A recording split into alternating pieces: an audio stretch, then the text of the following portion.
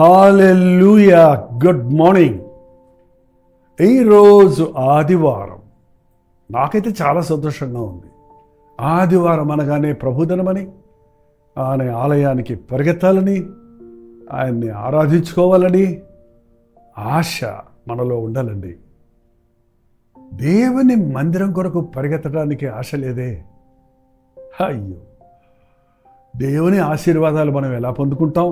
నా నీతిని, రాజ్యాన్ని మొదట వెతకండి, అప్పుడు ఇవన్నీ మీకు అనుగ్రహించబడతాయని ప్రభు చెప్పాడు కదా. రండి మరి దేవుని మందిరాలకు వెళ్ళక ముందు ఒక చిన్న ధ్యానం. ఈరోజంతా దేవుని సన్నిధిలో, దేవుని ఆలయంలో, దేవుని ప్రసన్నతతో ఆయన స్తుతిద్దాం, ఆయన యందు ఆనందిద్దాం. ప్రార్థన. పరిశుద్ధుడా, నీకు వందనములయ్యా. మరొక ఆదివారం మీకు ఇచ్చావు తండ్రి.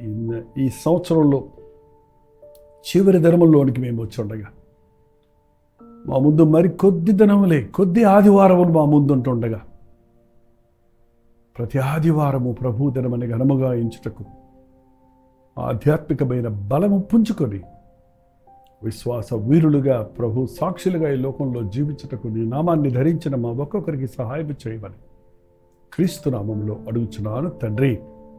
ఆమేన్. దేవుని స్తోత్రం. 52 ఆదివారాల్లో ఇంకా మనకు కేవలం 3 ఆదివారాలు ఉన్నాయి, అంతే కదండి. 3 ఆదివారాలు ఉన్నాయి. ఈ చివరి 3 ఆదివారాలు అంటే ఇవాళతో కలిసి 4. దేవుని కృపలో మనల్ని మనం పరిశీలించుకుందాం.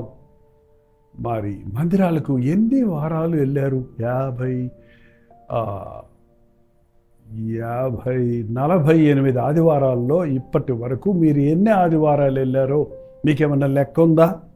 అబ్బే, మనకు అసలు లెక్కలే ఉండవు. లెక్కాజమా లేకుండా బతుకుతున్నావే అని అప్పుడప్పుడు మనం ఇతరులను గద్దిస్తామే కానీ మన జీవితాల్లో లెక్కలు ఉన్నాయా?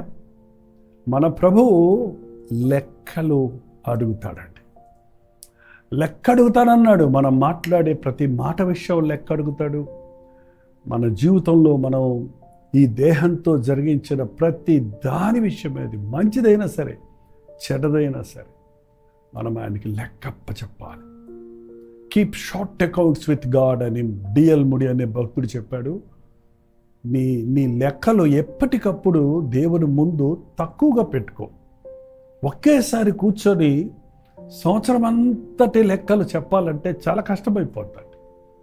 ఏ రోజుకు ఆ రోజు మనం లెక్కలు సరి చేసుకుంటే మన బ్రతుకులో ప్రతి విషయంలో, అది డబ్బుల విషయం అవనివ్వండి, సమయం విషయం అవనివ్వండి, మనకు అప్పచెప్పిన బాధ్యతల విషయం అవనివ్వండి, మనకు దేవుడు చేసిన మేలుల విషయం అవనివ్వండి, మనం దేవుడిని దుఃఖపరిచిన విషయాలు అవనివ్వండి, సాయంత్రం అయ్యేటప్పటికి ఎంత మేలు పొందానో, ఎంత బాధ పెట్టాను, ఎన్ని విషయాల్లో దేవుడు నాకు సహాయం చేశాడు, ఎంతగా నేను కృతజ్ఞత చెల్లించాను, ఏ పని నాకు దేవుడు అప్పగించాడు, ఎంతగా నేను ముగించాను అని లెక్కలు చూసుకోవడం చాలా ప్రాముఖ్యమైనది. మీ ఒక డైరీని ఫాలో చేయండి. కనీసం ఈ నూతన సంవత్సరంలో ప్రవేశించే ముందు ఒక తీర్మానం చేసుకోండి. ఒక పేజీలో దేవుడు చేసిన మేలన్నీ రాసి పెట్టుకోండి. మీకు దేవుడు చేసిన సహాయాలన్నీ రాసి పెట్టుకోండి. ఆ 2వ పేజీలో దేవుడు చేసిన ఇన్ని మేళ్ళకు నువ్వేం చేసావో దేవుని కొరకు అది కూడా రాసి పెట్టుకో. కనీసం మందిరానికి వెళ్ళావా? కనీసం గంట సేపు ప్రార్థించావా? కనీసం ప్రభువును స్తుతించావా? కనీసం ఎవరికైనా దేవుడు చేసిన మేళ్ళ గురించి సాక్ష్యం ఇచ్చావా? ఏమైనా దేవునిని సంతోషపెట్టే కార్యాలు చేశావా అన్నది లెక్కలేసుకోండి. లేకపోతే ఒకరోజు దేవుడు లెక్క చూసినప్పుడు మినమినెటెకేలు ఫరసేన్ అంటే నిన్ను లెక్క చూచి ముగించగా నువ్వు తక్కువైపోయావని నీ మీద నింద మోపవలసి వస్తుందండి. నిన్ను తీర్పుకు అప్పచెప్పవలసి వస్తుంది. దేవుని మందిరానికి వెళ్ళినప్పుడు ఈ రోజుల్లో మందిరాలకు వెళ్ళటం కాదు మనం ముఖ్యం. ఇక్కడ ప్రకటన గ్రంథం 11వ అధ్యాయంలో ఒక వచనం ఉంది చూడండి. మొదటి వచనం, మరియు ఒకడు చేతికర్ర అంటే ఒక కొలకర్ర నాకు ఇచ్చి, ఒక టేప్ లేక ఒక స్కేల్, నీవు లేచి దేవాలయమును బలిపీఠమును కొలత వేసి ఆలయంలో పూజించు వారికి పూజించు వారిని లెక్క పెట్టము. కొలతేయమంటున్నాడు. ఈ ప్రకటన గ్రంథంలో మనకొక హెచ్చరికగా ఈ విషయాన్ని చూపిస్తున్నాడు. చేతి కర్ర వంటి ఒక కొలకర్ర నాకు ఇచ్చి, నీవు లేచి దేవుని ఆలయమును బలిపీఠమును ఆలయములో పూజించు వారిని లెక్కపెట్టు. కొలత వేసి లెక్కపెట్టు. మీరు ఆలయాలకు వెళ్తున్నారు కదా, మీ ఆలయాలు ఎంత పెద్దవో కదా. కొందరు ఎంతో పెద్ద ఆలయం అంటారు. అవును, లెక్క పెట్టమంటున్నాడు. మీ ఆలయం పొడిగంత, వెడల్పెంత, ఎంత మంచి ఆలయం ప్రభు మనకి ఇచ్చాడు. ఎన్ని ఫ్యాన్లు ఉన్నాయి, ఎన్ని ఏసీలు ఉన్నాయి, ఎన్ని కుర్చీలు ఉన్నాయి, ఎన్ని వాయిద్యాలు ఉన్నాయి, ఎంత సౌండ్ సిస్టమ్ ఉంది, ఎన్ని మైకులు ఉన్నాయి, ఎన్ని స్పీకర్లు ఉన్నాయి. ఎప్పుడన్నా లెక్క పెట్టుకుంటారా? మీరు వెళ్ళి చూస్తారా మీ మందిరంలో ఏం జరుగుతుందని? ఎన్ని వసతులు ఇస్తున్నాడు దేవాలయంలో. ఎంత చక్కగా కంఫర్టబుల్గా ప్రభువుని ఆరాధించుకోవడానికి చక్కటి ఆలయం మనకి ఇచ్చాడు. ఒకవేళ మీ ఆలయం అంత పెద్ద ఆలయం కాకపోవచ్చు, ఒకవేళ చిన్న ఆలయమై ఉండొచ్చు, ఒకవేళ ఎన్ని వసతులు ఉండకపోవచ్చు, మీరు ఇంకా చాపలు వేసుకొని కూర్చుంటుండొచ్చు, మీరు ఇంకా డ్రమ్ము కొట్టుకునే పాటలు పాడుతూ ఉండొచ్చు. Doesn't matter, don't worry. దాని గురించిన సమస్య లేదు. ఏంటంటే దానిని కొలతేయమంటున్నాడు. అందుకనే మీకు ఎంత పెద్ద ఆలయం ఇచ్చాము, లేక ఎంత చిన్న ఆలయం ఇచ్చాము. ఎంత చిన్న ఆలయం ఇచ్చినా నువ్వు ఎంత నమ్మకంగా ఉన్నావు, ఎంత పెద్ద ఆలయం ఉన్నా నువ్వు ఎంత నమ్మకంగా లేవనేది లెక్కలు తీయడానికి తెలుసుకోవడానికి మొదటగా ఆలయపు కొలతలను తీసుకో. రెండవది బలిపీఠమును కొలత వేయమంటున్నాడు. బలిపీఠం అంటే ఆలయంలో ఒక ప్రత్యేకమైన స్థలముగా. కొంతమంది చాలా పెద్ద స్థలం వదిలిపెడతారు, కొంతమంది స్థలం లేని వలన కొద్దిగా ఉంటుంది.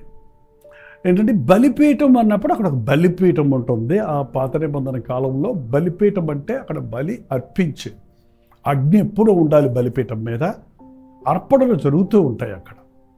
మరి ఈరోజు బలిపీఠంలో ఒక సేవకుడు నిలబడతాడు. అక్కడ ఒక దైవజనుడు బలిపీఠం దగ్గర నిలబడి దేవుని వాక్యాన్ని అక్కడ నుండి ప్రచురిస్తాడు, ప్రకటిస్తాడు, వివరిస్తాడు. సో బలిపీఠం మీద బలిపీఠాన్ని కొలతేయమంటున్నాడు.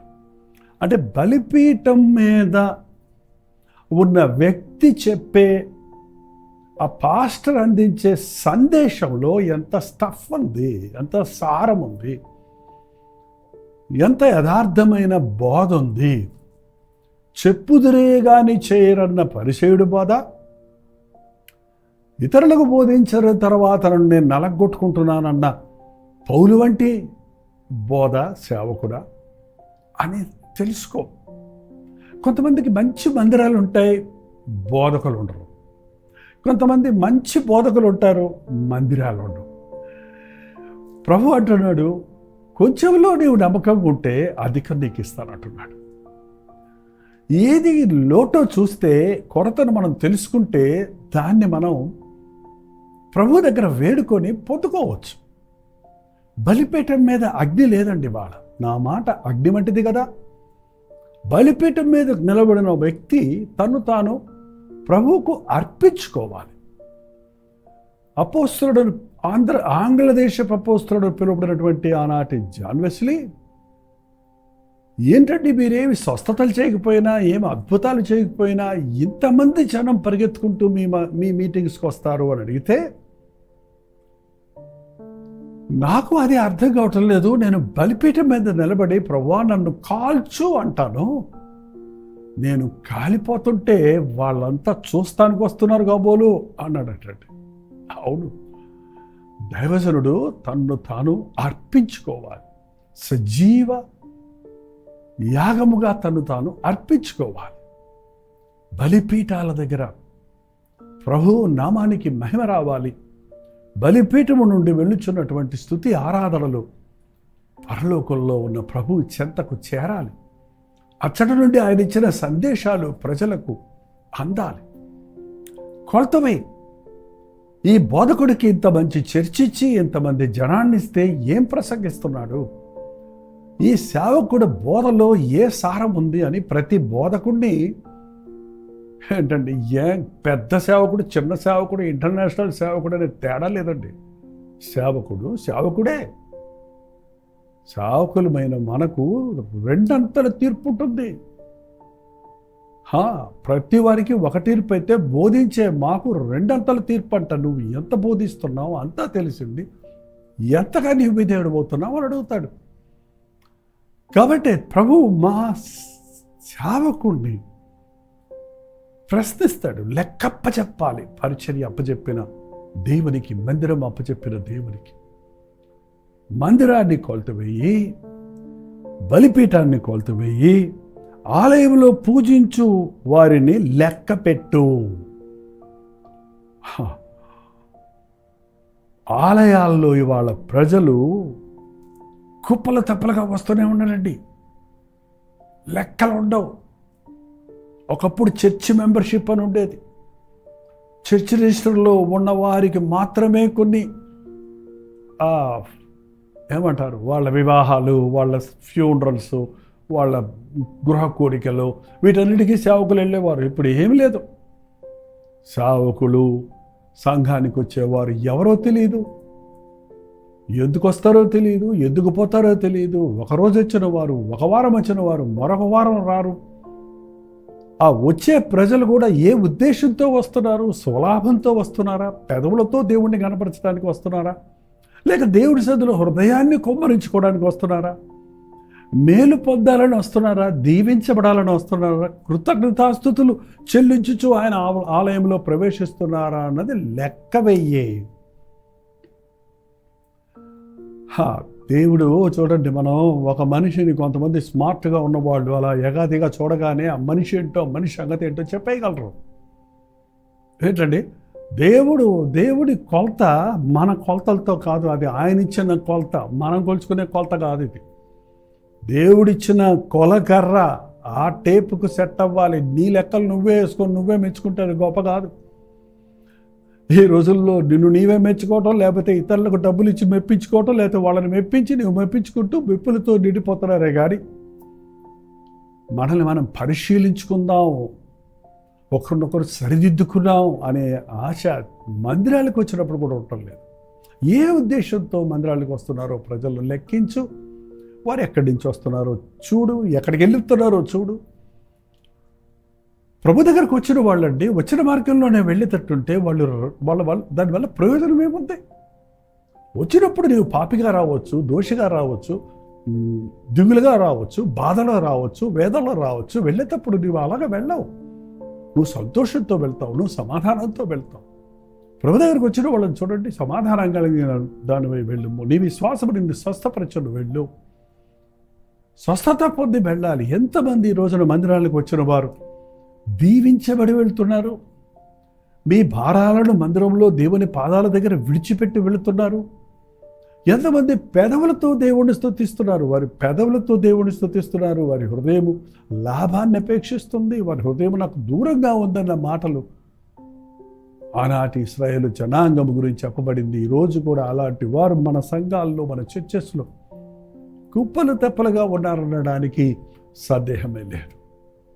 మన చర్చి ఎంతగా ప్రోగ్రెస్ అవుతుంది అని ఏంటేంటో చెప్పుకుంటున్నామే కానీ మనుషులు పెరుగుతున్నారు అని లెక్కలు, నెంబర్లు చెప్తున్నామే కానీ ఎంతమంది ఆధ్యాత్మికంగా వర్ధిల్లుతున్నారు, ఎంతమంది లోతుగా వృద్ధి చెందుతున్నారు? వీరిలో గురుగులెన్ని, గోధుమలెన్ని, గొర్రెలెన్ని, మేకలెన్ని? ఏంటండి, మందిరంలోనికి వచ్చే వారిని సరిగ్గా లెక్కలు పెట్టు. రక్షించబడిన వారెంతమంది, రక్షణ లేని వారెంతమంది, కొత్త వారెంతమంది, సంవత్సరాల తరబడి ఉన్నవారెంతమంది? ఈ సంవత్సరాంతంలో ప్రతి సంఘములో ఈ లెక్కలు వేసుకోవటం అనేది చాలా మంచిదండి. మా చర్చిలో ఈ లెక్కలు ప్రారంభిస్తున్నాం. ఏంటి అసలు ఇన్ని సంవత్సరాల మందిరాలకు వస్తున్న నీ జీవితంలో ఏం సాక్ష్యం ఉంది? నీ ఆధ్యాత్మిక జీవితంలో ఎలా ఎదుగుతున్నావు అని లెక్కలేసుకొని, మన లెక్కలు మనమే సిద్ధం చేసుకొని ప్రభు ముందు పెట్టుకుంటే లోటులున్నా, కొరతలున్నా దయగలిగిన వాడు గనుక, కృప కలిగిన వాడు గనుక తన కృపతో మనల్ని క్షమించి, మనలో ఉన్న లోటులు తీర్చి మనల్ని నూతనపరచడానికి ప్రభు ఆసక్తి కలిగి ఉన్నాడు.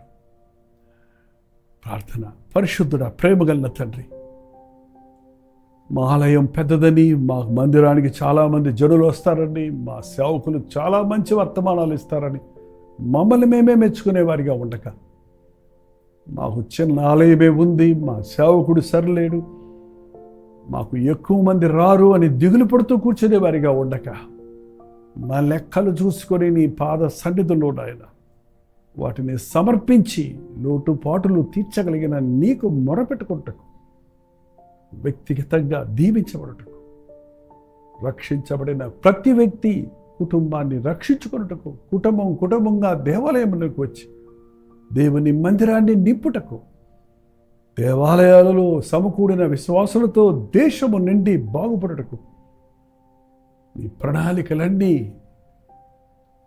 మా ఒక్కొక్కరి పట్ల, నీ నామాన్ని ధరించిన నీ జనుల పట్ల, ప్రపంచవ్యాప్తముగా ఉన్న మందిరాల పట్ల, దైవ జనుల పట్ల నెరవేరున్నట్లుగా ప్రతి ఒక్కరిని నూతనపరచుమని క్రీస్తు నామములో అడుగుచున్నాను తండ్రి. ఆమేన్. మన తండ్రి అయిన దేవుని యొక్క ప్రేమయు, కుమారుడైన క్రీస్తు యొక్క కృపయు, ఆదరణకర్త అయిన పరిశుద్ధాత్మ యొక్క సహవాసం కూడి వచ్చిన మనందరికీ ఇప్పుడును సదాకాలము తోడైండును గాక. ఆమేన్. దేవుడి స్తోత్రం. మీ ప్రార్థన స్తోత్రుల భారాలు 954041 నెంబర్కి, మీరు ఇతర దేశాల్లో ఉంటే 91001000 నెంబర్కి ఒక టెక్స్ట్ లేక వాయిస్ మెసేజ్ ద్వారా వాట్సాప్ పెట్టండి. మీ పక్షంలో మేము ప్రార్థిస్తున్నాం, మీరు ప్రార్థించండి, అద్భుతాలు చూస్తారు. ప్రభుత్వం అయితే కల్వరి చర్చిలో జరిగేటువంటి ఆరాధనను మీకు కూడా లైవ్ షేర్ చేస్తున్నాం. మేము ఆలస్యంగా రెండవ ఆరాధనలో మీకు మీ ఆరాధనలు ముగించుకొని వచ్చినట్లుగా రెండవ ఆరాధన మీకు లైవ్ ఇస్తున్నాం. కాబట్టి ముందు మీ మందిరాలకు వెళ్ళి ఆరాధించుకోండి. వీలైనంత వరకు మీకున్న సమయంలో కల్వరి చర్చిలో ఇవ్వబడే సందేశాలు కూడా ఆలకించి ఆధ్యాత్మికంగా మేలుపొందాం. మధ్యాహ్నం 3 గంటల హెచ్చరిక, అలాగే రాత్రి 9 గంటలకి కల్వరి ప్రతిధ్వనిలో మళ్ళీ కలుసుకుందాం. అంతవరకు దేవుని మహాకృప మీకు తోడైనగాక.